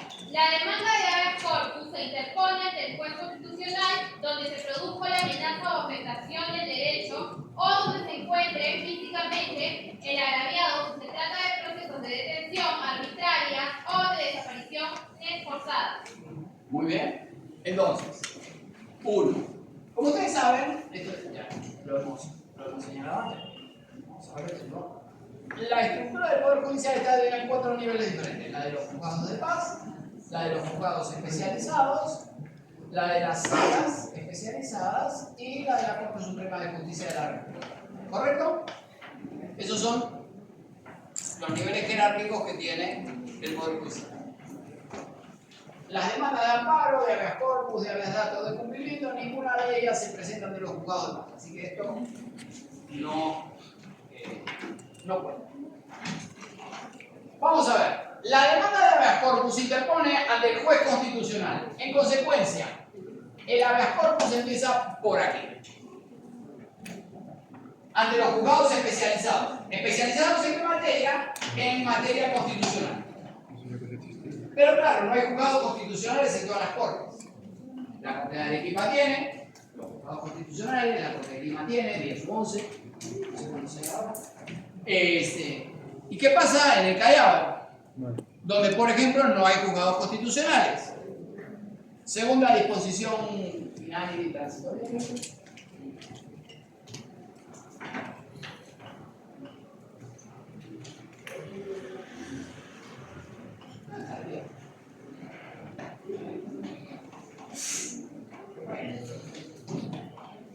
Vamos a la Constitución del Código.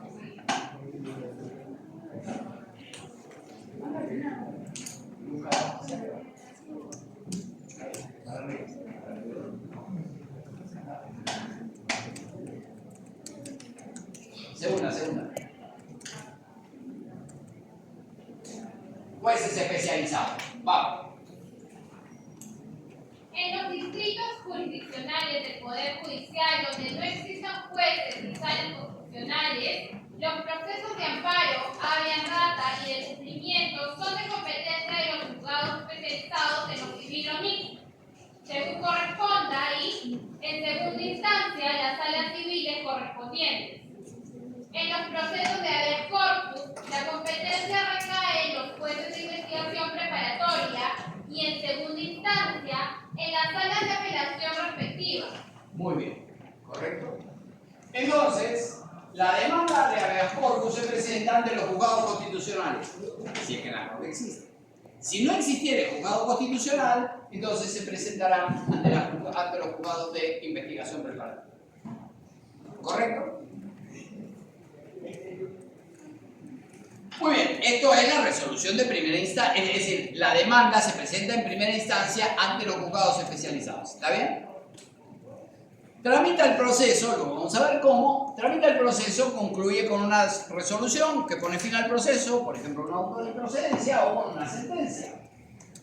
Esa sentencia o el auto que pone fin al proceso son apelables, ¿verdad? La Constitución garantiza el principio de pluralidad de instancias. Muy bien. Son apelables. Ahora bien, el recurso de apelación, ¿dónde se interpone? ¿Dónde? En la sala superior. ¿Están de acuerdo con eso? Está mal.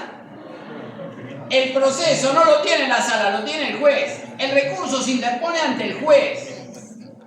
¿Me explico? El recurso de apelación se interpone ante el juez que resolvió en primera instancia. La sala superior no lo tiene, el expediente, lo tiene el juez de primera instancia. Usted tiene que interponer el recurso de apelación ante el juez. El juez verificará que el recurso sea interpuesto dentro del plazo, concede el recurso, notifica a las partes y después se eleva el expediente. Va a ser resuelto en segunda instancia por el superior, claro, pero el recurso no se interpone ante el superior. Va a ser resuelto por el superior, pero se interpone ante el órgano que conoció en primera instancia. Entonces, estos serán los que conozcan del recurso de apelación. Y el recurso de apelación será resuelto en segunda instancia. Una vez que el recurso de apelación ha sido concedido, será resuelto en segunda instancia por las salas que correspondan, que será una sala constitucional si la hay. ¿Sí? Por ejemplo, en Lima hay salas constitucionales, en el Callao no las hay. En consecuencia, va a ser la sala penal la que resuelva la apelación de la habeas corpus en el Callao. ¿Se entiende? ¿Qué es lo que dice la segunda disposición? En los procesos de habeas corpus, la competencia recae en los jueces de investigación. Y en segunda instancia, en las salas de apelación que le corresponda al juzgado de investigación. Preparado. ¿Correcto? Esto es la competencia del habeas corpus desde la perspectiva jerárquica. ¿Ante qué órgano se interpone la demanda? Pero ahora hay que determinar en qué corte. Volvemos al artículo 30. 29. ¿Se entiende lo que digo? Es decir, ok, ante los jueces especializados. Muy bien, pero ¿ante cuál juez especializado? Porque obviamente hay jueces especializados en cada corte. Constitucionales o de investigación preparatoria, pero en todas las cortes hay uno. Ahora bien, ¿ante cuál juez? Okay. La demanda de habeas corpus se interpone ante el juez constitucional, ya vimos, o el de investigación preparatoria, donde no exista. Uno, donde se produjo la amenaza o afectación del derecho.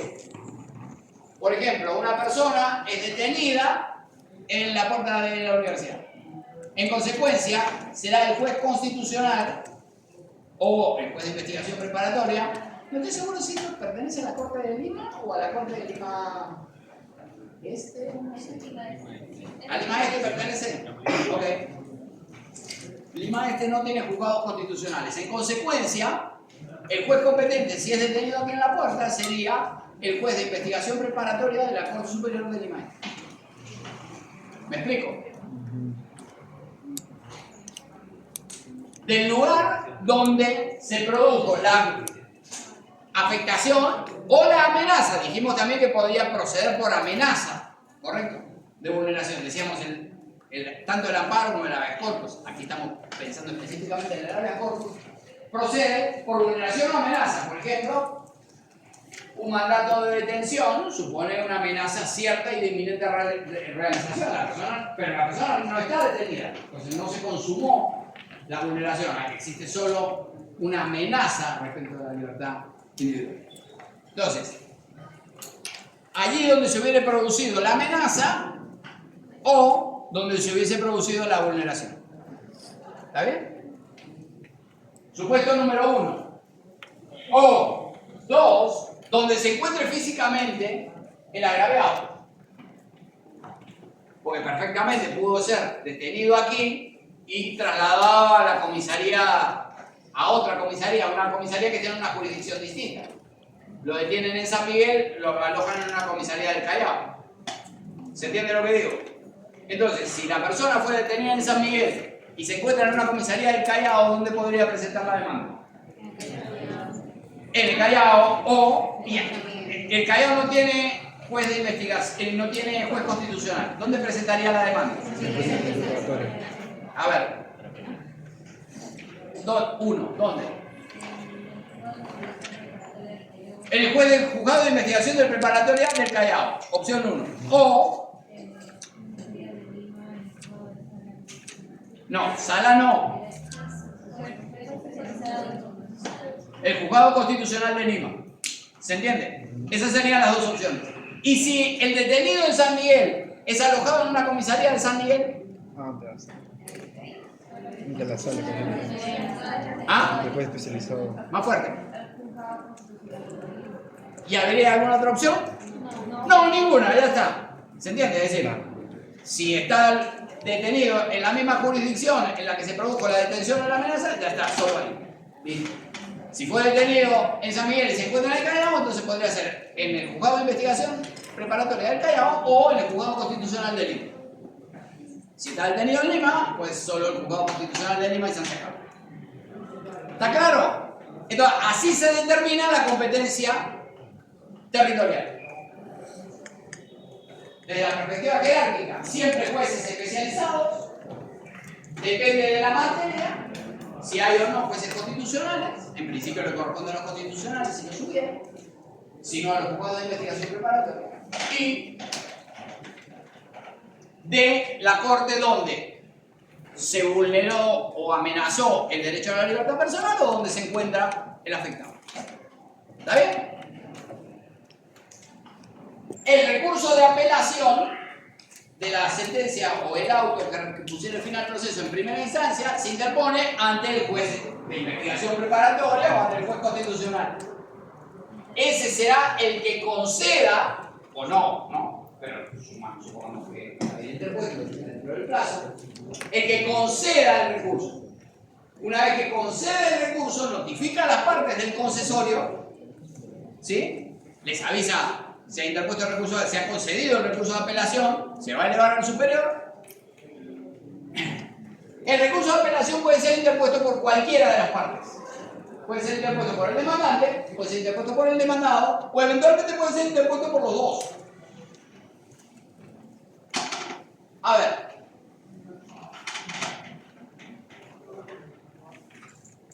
Por ejemplo, el expresidente de la García fue citado por una comisión investigadora del Congreso.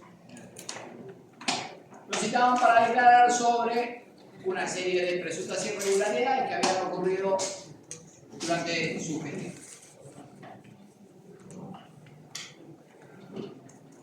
Los abogados del expresidente de la García le dicen a los miembros de esa comisión: ¿y en carácter de qué va a declarar? ¿A usted qué le importa? Dígale que venga nomás. Esto creo que ya lo hemos explicado. Es decir, declarar como testigo no es lo mismo que declarar como imputado. El testigo tiene obligación de declarar, el imputado no. ¿Verdad?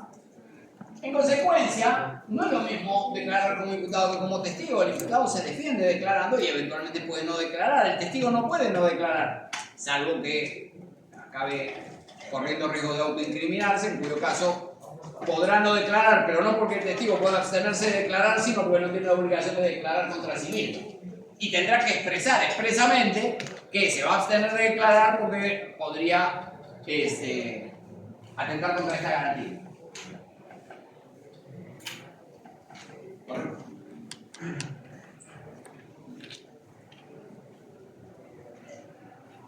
Entonces, se concede el recurso, se eleva al superior. Cualquiera de las partes lo puede interponer. El tipo dice que me digan en carácter de qué. Le dicen, no moleste, ven.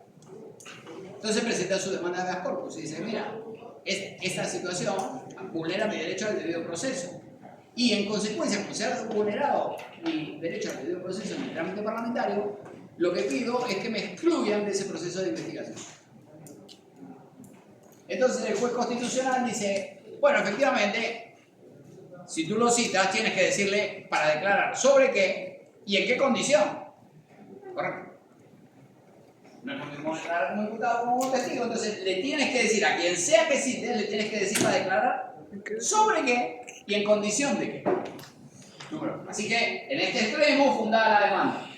Ahora bien, el hecho de que te hayan citado a declarar y no te hayan dicho en carácter de qué vulneró tu derecho, perfecto, pero esto no justifica que te excluyan del proceso. Lo que debe suceder es que se declare la nulidad de todo lo actuado con posterioridad a esa citación, que te vuelvan a citar, te digan para declarar sobre qué y en carácter de qué, y luego es el que continúa el proceso. No hay ninguna razón para excluirte judicialmente del proceso de investigación. ¿Se entiende lo que digo? Entonces declaró fundada en parte la demanda. tenía razón en relación con la vulneración del debido proceso respecto de que no se identificó o no se indicó con carácter de que iba a declarar, e infundada la demanda en relación con la exclusión del proceso. Como ustedes se imaginarán, en ese caso, como declaró fundada en parte la demanda, apelaron los dos. El Congreso apeló por la vulneración del debido proceso y la defensa del presidente Alan García apeló por cuanto no lo excluyeron del proceso. ¿Se entiende? Cada uno apeló, obviamente, por lo que perdió. Entonces, cuando la demanda se declara fundada en parte, es usual que los que apelen sean las dos partes. Cuando se declara fundada la demanda, quien apela es el demandado. Cuando se declara infundada o improcedente la demanda, quien apela es el demandado. ¿Está claro? Pero el recurso de apelación puede ser interpuesto por cualquiera de las partes o eventualmente por las dos.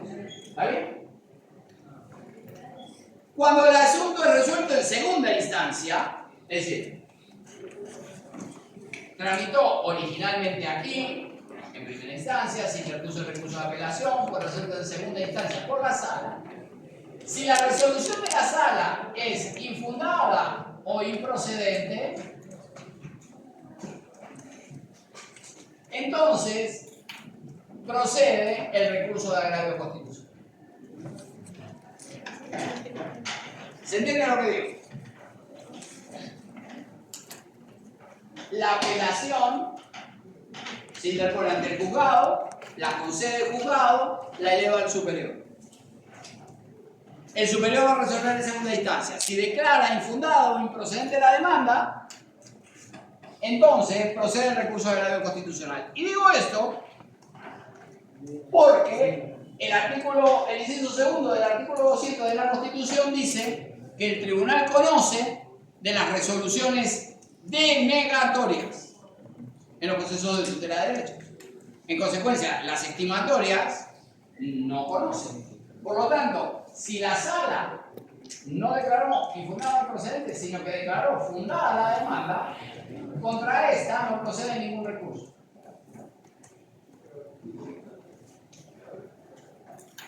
Entonces, a diferencia de lo que sucede con el recurso de apelación, el recurso de agravio constitucional está previsto solo para una de las partes. Es curioso, ¿verdad? Existe un recurso procesal que no está previsto para las dos partes, sino solo para una de ellas, para el demandante. ¿Por qué? Porque si la demanda es denegatoria, si la sentencia, es denegatoria, entonces el demandante puede interponer el recurso de agravio constitucional, ¿correcto? Pero en cambio, si la sentencia es estimatoria, el demandado que perdió no tiene acceso al recurso de agravio constitucional. Podrá recurrir a la vía del amparo contra amparo, eso después lo vamos a meter en esa red. Entonces, y el recurso de agravio constitucional, ¿dónde se interpone?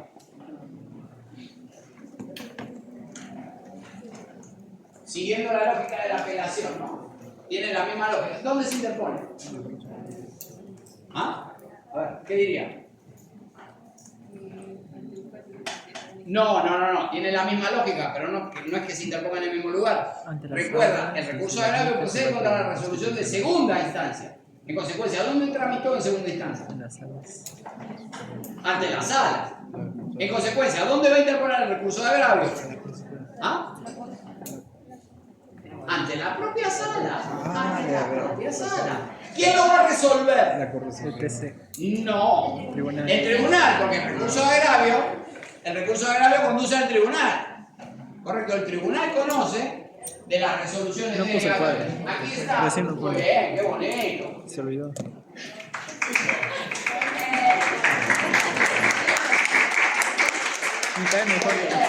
Qué éxito, hermano. Estamos en el habeas corpus. Y yo haciendo mi dibujito cachivachoque. Muy bien. ¿Dónde está guardado esto? Está guardado en el aula, ¿no? Ay, faltó una, digamos. Llegó Messi hasta la línea del arco y después la tiró a la tribuna. No, tía.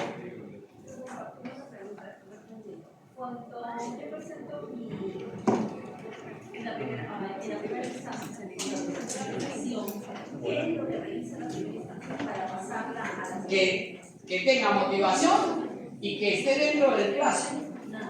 No, a ver, el recurso de apelación se interpone dentro en el habeas corpus en 2 días. A ti te notifican hoy. ¿Cuándo vence el plazo para apelar? El lunes. Si te notificaron en físico, porque de acuerdo con el artículo 11 del código, si te notificaron por vía electrónica, a los 2 días hay que agregarles 2 días más. Correcto, llévame al artículo 11 del código. ¿Se entiende cómo se cuenta esto, no? Se cuenta, ¿no? Va de nuevo. Se cuenta desde... A ti te notifican hoy, pero el día que te notifican no se cuenta. Se cuenta desde el siguiente hábil.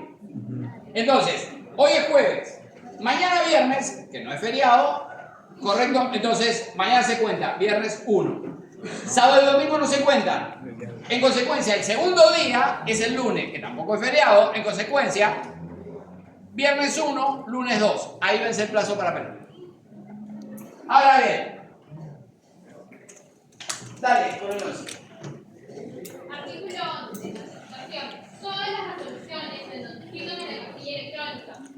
Si por alguna circunstancia razonable al demandante no le es posible fijar la casilla electrónica, podrá optar por otros medios telemáticos o si prefiere se le notificará a su dirección domiciliaria.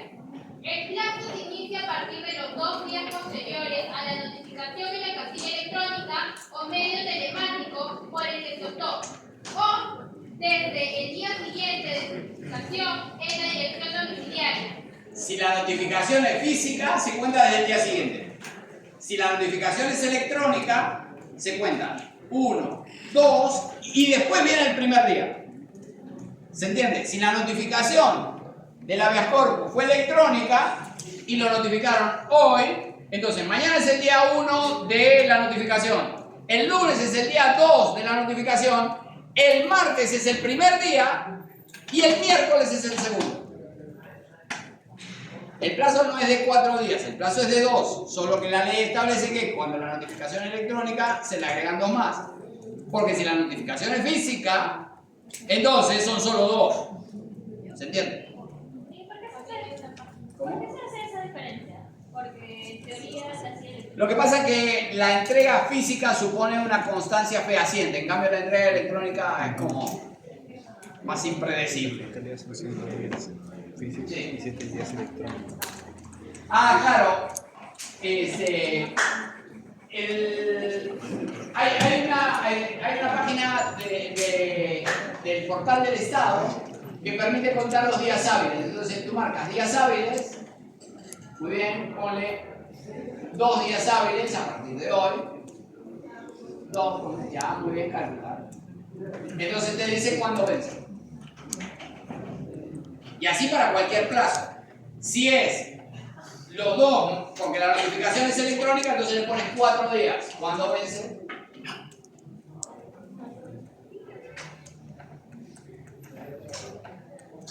El TICS. ¿Se entiende? Entonces tienen una herramienta electrónica. Claro, calcular plazos de 2 días es fácil, pero 30 días para contestar la demanda, nosotros lo usamos con mucha frecuencia. Muy bien. ¿Correcto? Entonces, volvemos al artículo 2. No, volvemos al cuadro. ¿Está claro esto?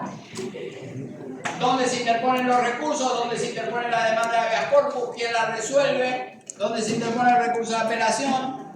Si es denegatoria, procede el recurso de agravio constitucional. Si no, nada. ¿Está bien? El recurso de agravio constitucional se interpone ante la sala que resuelve en segunda instancia. La sala verifica que tenga fundamentación, que se encuentre dentro del plazo de 10 días para interponer el recurso de agravio de 10 días.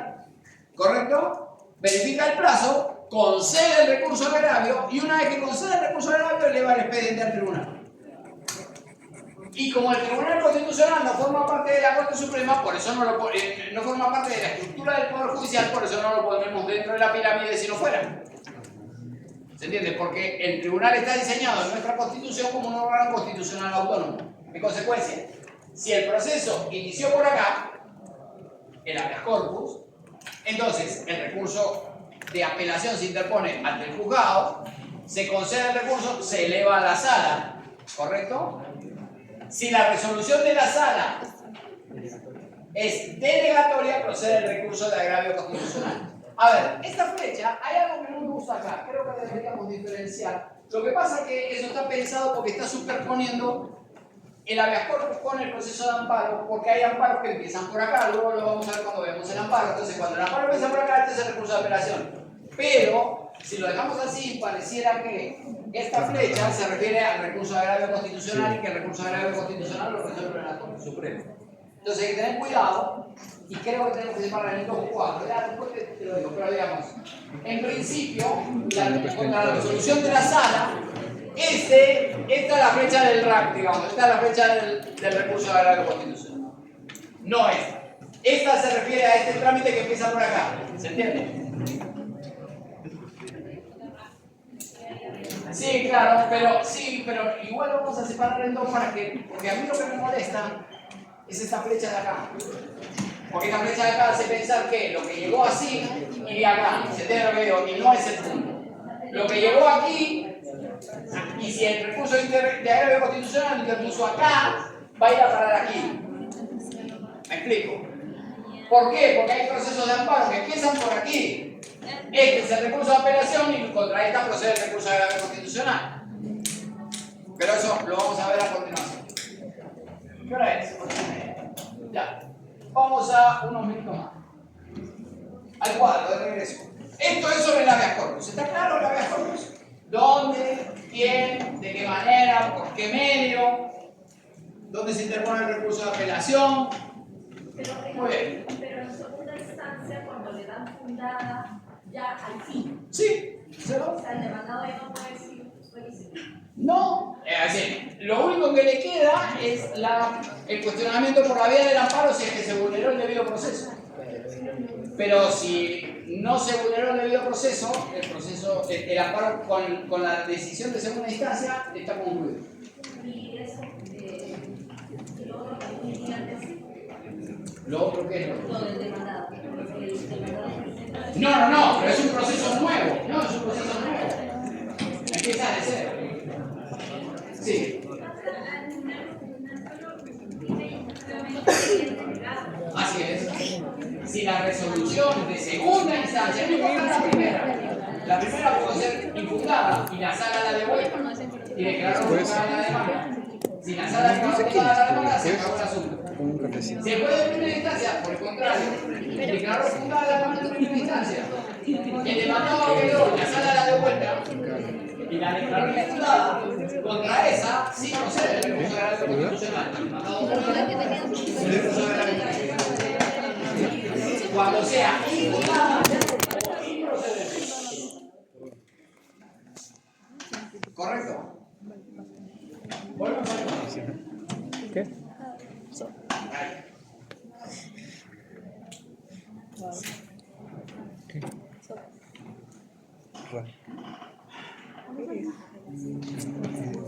A ver, llámame el artículo.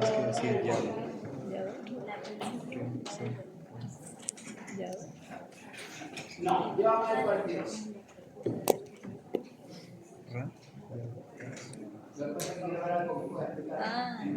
Bueno, vamos a ver. Arranca. Artículo 42. Juez competente.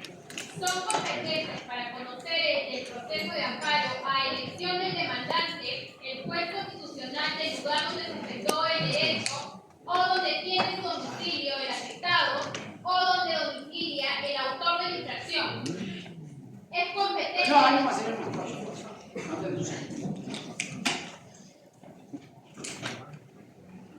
En el proceso de amparo,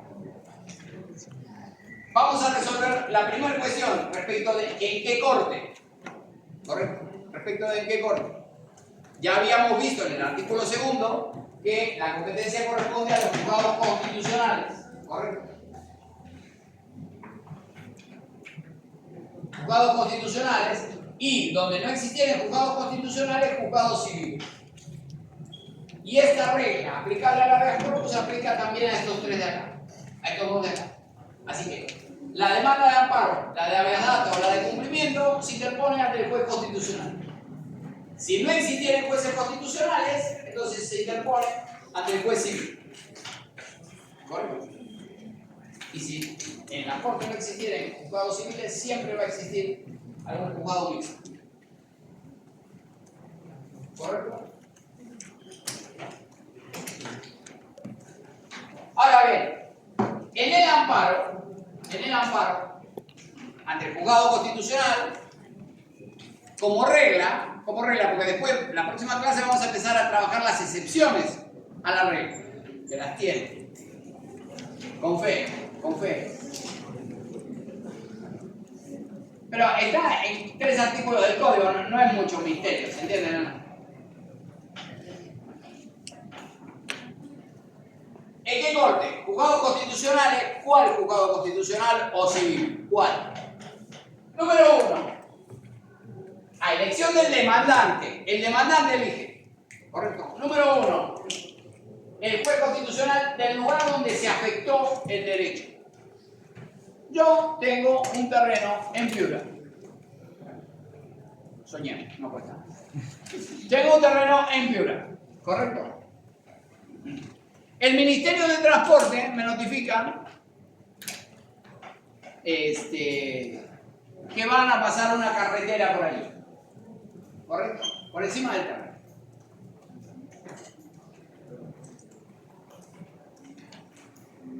Obviamente el Ministerio de Transporte está en Lima. ¿Correcto? Muy bien. Número 1. El juez del lugar donde se afectó el derecho. En Piura. ¿Correcto? Muy bien. O donde tiene su domicilio el afectado. Supongamos que vivo en el Callao.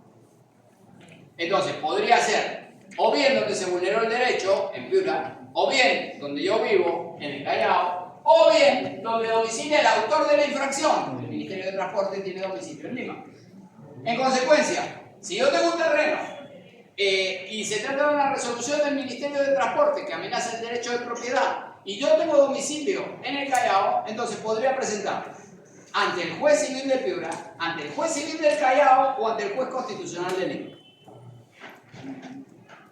¿Se entiende? Siempre, como regla, ante los juzgados especializados. Luego, la próxima clase, insisto, vamos a ver excepciones donde la demanda, regresame a tu pirámide colorida. Siempre vamos a ver que esta es la regla del amparo y luego vamos a ver que hay unas excepciones que tramitan originariamente ante la sala. ¿Correcto? Pero están en el mismo Vayan revisando este cuadro, no el otro, vayan revisando este cuadro porque aquí tienen en un solo cuadro toda la competencia de todos los procesos, en todos los supuestos con la base normativa de cada caso. ¿De dónde sale? ¿En qué artículo está? Que esto tramita aquí. ¿Se entiende? Entonces está todos los procesos, todos los supuestos y toda la base normativa. Entonces revísenlo para que la próxima clase podamos entrenar un poco con esto de dónde se puede interponer la demanda. ¿Correcto? En cada proceso. ¿Está bien? Bueno, muy bien. Tengo una noticia triste. En 2 semanas tenemos examen parcial. Pónganse mosca, porque la próxima vez doy clase yo, la siguiente es la clase usted. ¿Correcto? Un buen día.